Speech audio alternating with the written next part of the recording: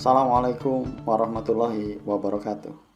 Jumpa lagi dengan saya Ciwanto, dan pada kesempatan kali ini saya akan membahas tentang dampak pembedahan terhadap pasien yang mengalami operasi.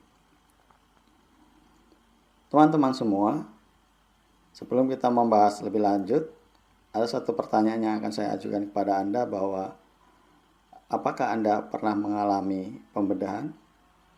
Keluarga Anda, teman Anda? Apakah Anda pernah lihat reaksi mereka terhadap pembedahan yang akan dilakukan? Saya secara pribadi pernah mengalami pembedahan, dan saya pun mengalami yang namanya dampak dari saat mau dioperasi. Ada rasa ketakutan yang menghantui saya. Dan pada saat itu saya berpikir bahwa apakah dengan operasi ini saya akan tetap hidup?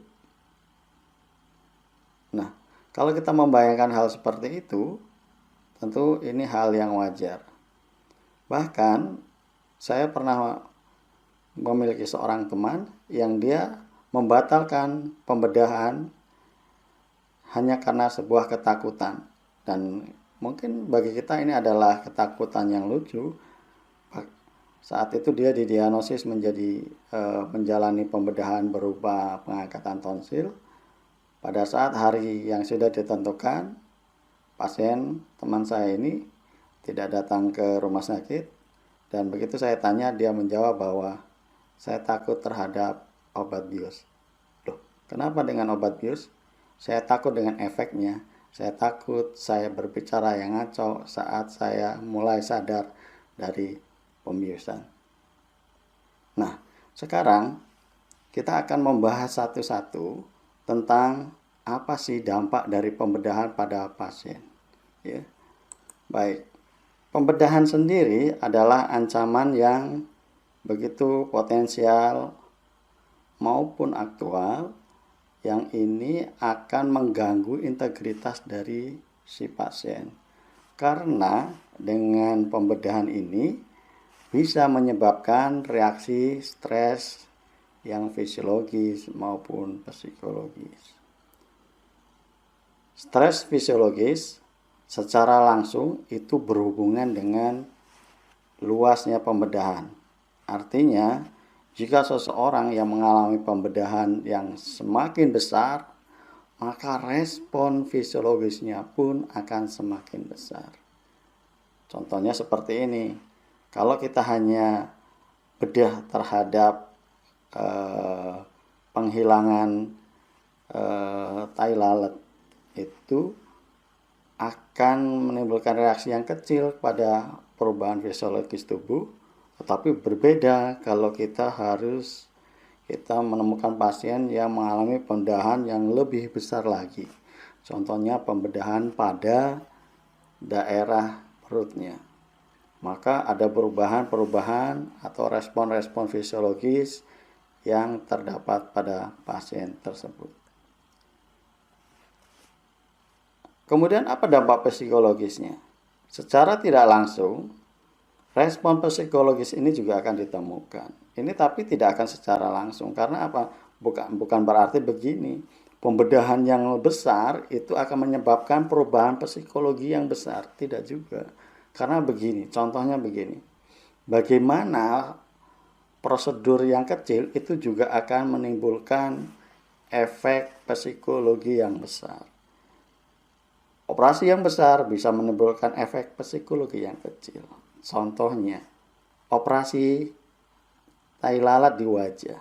Apakah itu menimbulkan efek psikologi yang kecil? Mungkin akan menjadi psikologi yang besar, karena efek dari pengangkatan tai lalat di wajah, dia berpikir saat penyembuhan itu bisa menimbulkan jaringan parut di wajahnya, sehingga dia sudah mulai cemas dengan operasi yang kecil itu. Maka mungkin orang akan berbeda bila dia menghadapi operasi pengangkatan limpa yang itu secara tidak langsung tidak terlihat di luar.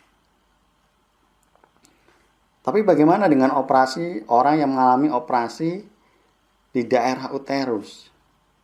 Ini akan menimbulkan beban psikologi yang lebih besar dari pengangkatan organ limpa. Karena ini terkait dengan implikasi nilai-nilai yang ada di fungsi uterus tersebut. Ya. Nah, sekarang kita akan bahas satu-satu dampak fisiologis akibat pembedahan. Respon fisiologis pembedahan yang bisa kita temukan adalah pada bedah mayor. Bedah mayor ini akan merubah menjadi stresor pada tubuh sehingga menimbulkan respon pada neuroendokrin. Artinya, bedah yang besar itu bisa menimbulkan stresor yang besar sehingga akan terjadi perubahan pada respon neuron dan endokrin. Nah, respon ini bisa dilihat dari respon sistem saraf simpatis dan respon hormonal yang bertindak untuk melindungi tubuh dari ancaman dan injuri. Nah, nanti di simpatis ini akan terlihat bagaimana dia berubah saat stres. Dan di hormonal juga akan berubah, ya, seperti itu. Nah, respon simpatis, respon sistem saraf simpatis itu akan terlihat seperti ini. Akan mengalami vasokonstriksi yang berdampak pada, nah ini vasokonstriksinya pada pembuluh darah, yang ini akan menimbulkan dampak positif sehingga akan mempertahankan tekanan darah sehingga aliran darah ke jantung dan otak akan adekuat. Nah, respon memang ini akan berdampak positif. Nah, vasokonstriksi pada pembuluh darah, saya ulangi lagi, ini akan menimbulkan dampak positif berupa tekanan darah akan tetap dipertahankan dengan tekanan yang baik sehingga aliran darah ke jantung dan otak akan menjadi lebih adekuat. Respon psikologis, respon fisiologis sistem saraf simpatis yang lain adalah peningkatan curah jantung atau cardiac output. Dan ini pun mempertahankan, dan ini pun akan memiliki dampak positif berupa mempertahankan tekanan darah. Nah, efek lain dari sistem saraf simpatis itu juga akan terlihat kepada aktivitas gastrointestinal, yang dimana ini akan memiliki dampak negatif. Karena pada gastrointestinal ini akan menimbulkan efek seperti anoreksia, nyeri, dan bisa saja adanya gas di dalam perut dan bisa juga akan menimbulkan konstipasi kepada pasien tersebut. Ya. Nah, itu beberapa respon sistem saraf simpatis yang bisa ditemukan pada pasien sebelum pembedahan. Respon hormonal yang bisa ditemukan adalah peningkatan sekresi glukokortikoid. Apa yang terjadi? Sekresi glukokortikoid yang meningkat itu akan menyebabkan retensi sodium. Sehingga dampak positif yang ada adalah peningkatan tekanan darah. Artinya tekanan darah tetap dalam kondisi yang baik. Dampak negatifnya potasiumnya akan hilang. Kemudian peningkatan sekresi glukokortikoid ini juga akan menyebabkan katabolisme dari protein dan lemak. Dampak positifnya apa? Energinya akan meningkat dan kesediaan dari asam amino untuk penyembuhan nantinya juga akan tersedia. Tapi ada negatifnya. Bisa jadi akan mengalami yang namanya penurunan tekanan darah. Respon hormonal yang lain yang bisa kita temukan adalah peningkatan produksi platelet. Ya, dampak positifnya adalah terjadi pencegahan perdarahan dengan adanya pembekuan darah, dan dampak negatifnya adalah bisa jadi terjadinya trombus. Kita tahu sendiri dari fungsi platelet ini, jika ada respon ada dari tubuh kita yang rusak, luka, maka secara otomatis dia akan menciptakan bekuan-bekuan yang itu akan menghentikan perdarahan. Tapi ingat, bekuan itu juga akan menimbulkan trombus kalau ini terjadi di dalam tubuh kita. Kemudian pada respon hormonal yang lain yang bisa ditemukan adalah peningkatan sekresi HDH. Ya. Dampak positifnya volume darah tentunya akan naik, dan dampak negatifnya kemungkinan akan kelebihan cairan di dalam tubuh kita. Nah, itu ada beberapa, sebenarnya banyak respon-respon fisiologis, tapi saya akan secara garis besar seperti itu. Kemudian ada dampak psikologi akibat dari pembedahan. Nah, kita sekarang bahas nih dampak dari psikologinya apa saja. Nah, dampak psikologi ini dari setiap orang akan berbeda-beda. Artinya memahami tentang pembedahan juga akan merubah respon mereka terhadap pembedahan, itu juga akan berbeda-beda. Artinya setiap orang adalah unik dan ini bersifat personal, ya. Tapi dari semua orang yang mengalami respon psikologi ini ada keluhan-keluhan atau ketakutan-ketakutan tertentu yang hampir sama. Tapi ingat kembali lagi bahwa ketakutan yang menimbulkan kecemasan itu sifatnya adalah individual. Artinya bisa jadi orang yang mengalami ketakutan, dia memahami sebenarnya apa yang dia takutkan.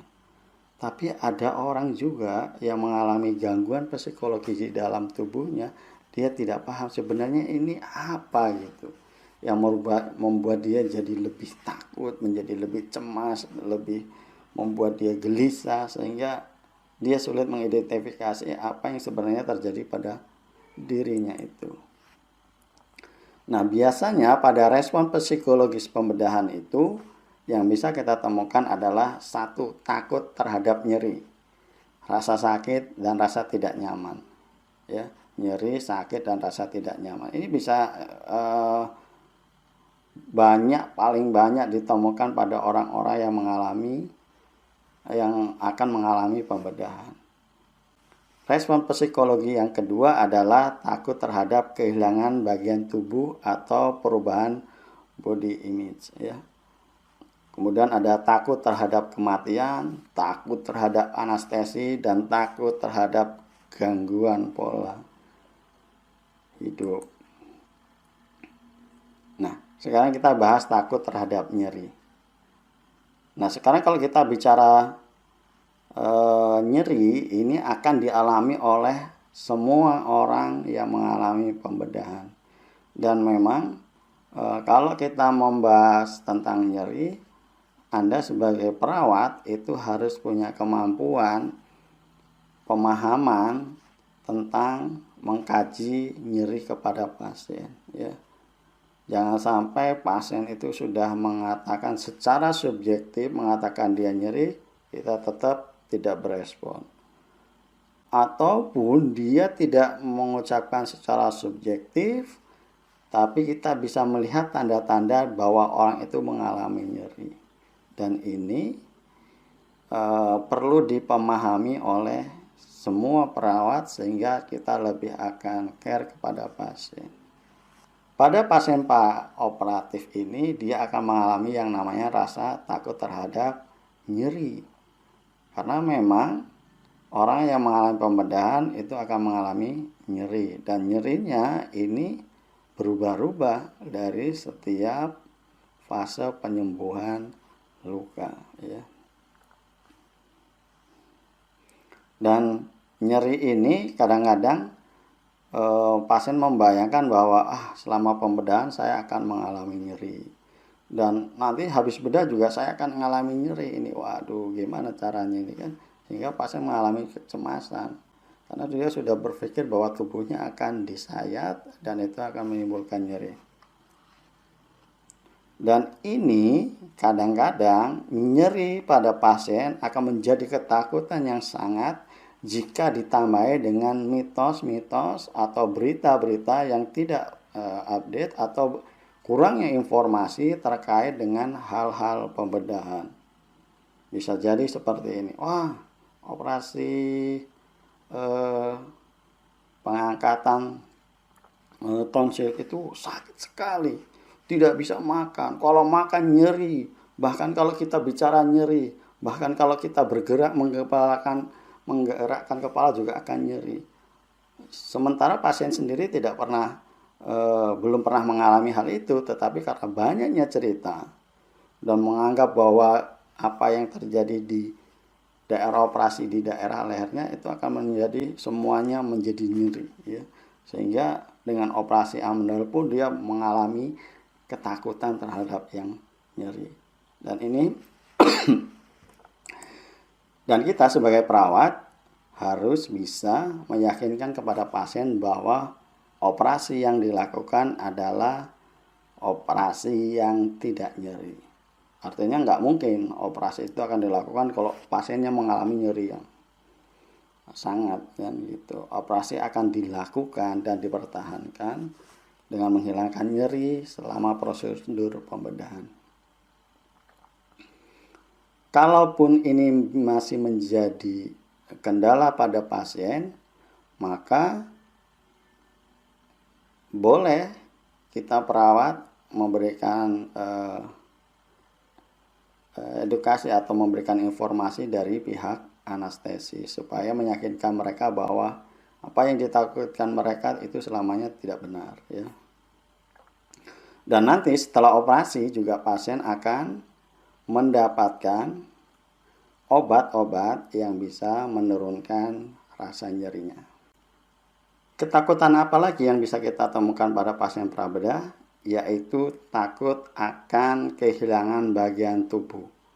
Bahkan ada beberapa pasien sudah mengalami gangguan body image, ya.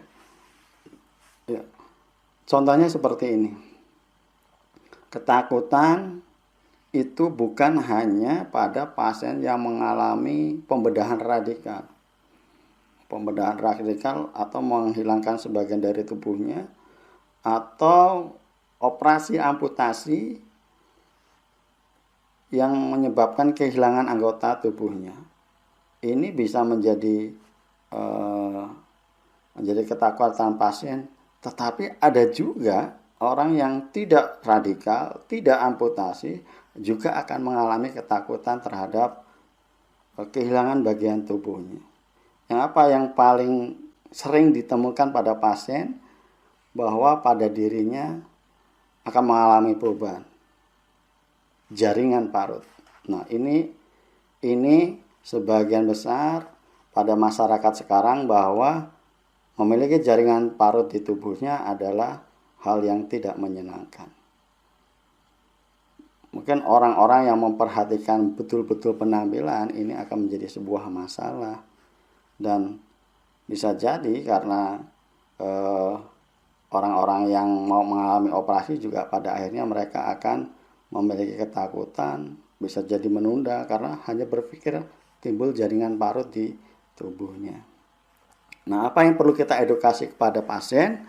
Bahwa perawat harus mendengarkan apa yang menjadi keluhan mereka, dan kita dengarkan apa yang menjadi masalah mereka tanpa harus menggurui, dan memastikan bahwa apa yang mereka rasakan itu tidak selamanya benar. Jaringan parut itu bisa diminimalis dengan perawatan luka yang benar. Dan Dan kalaupun harus kehilangan anggota tubuh, ada cara-cara supaya pasien tetap bisa berperan atau beraktivitas dengan sedia kala. Ketakutan selanjutnya adalah yang ditemukan pada pasien adalah tentang ketakutan terhadap kematian. Orang-orang yang mengalami sakit, keganasan, kemudian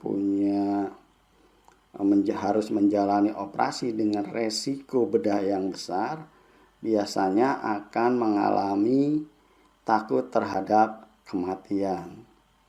Tetapi ada juga akan ditemukan kepada pasien yang mengalami bedah minor. Karena dengan bedah minor pun kadang mereka menganggap bahwa itu akan menyebabkan kematian pada dirinya. Dan ingat, ini tidak boleh terus-terusan dialami oleh pasien tersebut. Sebab apa? Karena sikap dan kondisi emosional yang tidak stabil itu akan mempengaruhi dari hasil pembedahan. Jika pasien mengalami hal takut akan kematian, ini menganggap bahwa ini adalah masalah yang serius. Karena ini adalah ketakutan yang besar. Maka perawat juga harus menyampaikan hal ini kepada dokter bedah bahwa pasien betul-betul mengalami ketakutan akan kematian sebelum menjalani operasi. Diharapkan dokter bisa memberikan penjelasan yang lebih dalam sehingga pasien memahami tentang tindakan operasi yang akan dilakukan. Ketakutan selanjutnya yang ditemukan pada pasien praoperatif itu adalah takut terhadap anestesi. Ya. Anestesi ini memang tindakan yang memiliki efek samping. Ya. Bisa jadi keluhan-keluhan yang bisa ditemukan pada anestesi itu berupa induksi yang tidak menyenangkan. Ya. Kemudian bahaya komplikasinya atau hilang kendali di bawah pengaruh anestesi. Ya. Ini pasiennya biasanya akan ditemukan. Kita akan menemukan bahwa pasien ini akan berkata yang nyeleneh, kadang aneh gitu. Dia mengatakan seperti ini, nanti kalau saya dibius, saya tertidur, jangan-jangan saya nggak bangun lagi. Dia mengalami seperti itu. Atau yang seperti teman saya tadi bicara bahwa dia tidak dioperasi, dia bilang begini, jangan-jangan nanti saya banyak berbicara, saya akan ngoceh yang itu di luar kendali dirinya karena dalam keadaan berbius. Karena dia akan berbicara yang ngacau sehingga akan menjadi malu pada dirinya. Ya. Nah, ini juga akan menjadi masalah dan perawat itu harus punya kemampuan untuk menenangkan pasien ini. Berikan informasi yang baik tentang anestesi dan yang terpenting terkait dengan anestesi, Anda perlu hubungkan pasien dengan ahli anestesi sehingga mereka mendapatkan informasi yang benar terhadap anestesi. Takut selanjutnya adalah takut terhadap gangguan pola hidup. Ya, gangguan pola hidup yang di sini adalah pola hidup itu berbeda-beda, setiap orang bermacam-macam dan namanya pola itu tidak ada standar karena setiap orang punya kebiasaan masing-masing. Tetapi ada yang membuat mereka menjadi takut adalah cacat permanen. Dengan cacat permanen mereka berpikir, wah kalau nanti saya cacat akibat operasi, maka saya akan sulit bekerja. Atau saya tidak akan bekerja selamanya. Dan ini akan menjadi ketakutan jika pasien tidak diberikan penjelasan yang benar. Ya. Keluhan-keluhan lain adalah dari pola hidup, dari gaya hidup itu adalah efek dari hospitalisasi. Pasien yang harus tinggal di rumah sakit beberapa hari menjelang operasi, ini juga akan mendapatkan masalah pada pasien itu sendiri. Pisah dari keluarga, mikirin istrinya, mikirin pasangannya, mikirin anak-anaknya, ini juga akan menjadi masalah ya. Dan paling banyak adalah memikirkan tentang finansial. Karena operasi itu kadang-kadang kita sudah mendapatkan bayangan tentang harga yang dibayar, tetapi bisa jadi finansial yang sudah disiapkan untuk operasi membengkak. Sehingga ia berpikir bahwa wah, bisa jadi saya tidak bisa membayar. Atau orang yang sudah mengalami operasi, bisa jadi saya tidak bisa bekerja. Sehingga saya tidak punya pendapatan lagi untuk keluarga saya. Ini menjadi ketakutan. Maka mendengarkan pasien, memberikan dukungan kepada mereka, ini menjadi hal yang penting untuk meningkatkan pertahanan pasien dan menghilangkan ketakutan selama praoperasi. Ya. Nah, perawat itu sebelum pasien melakukan pembedahan itu harus mempunyai kemampuan untuk bisa mengkaji kecemasan pada pasien. Ya biasanya itu akan ditemukan tanda-tanda atau gejala yang itu menunjukkan bahwa itu pasien sedang mengalami stres, pasien sedang mengalami kecemasan pada operasi ya.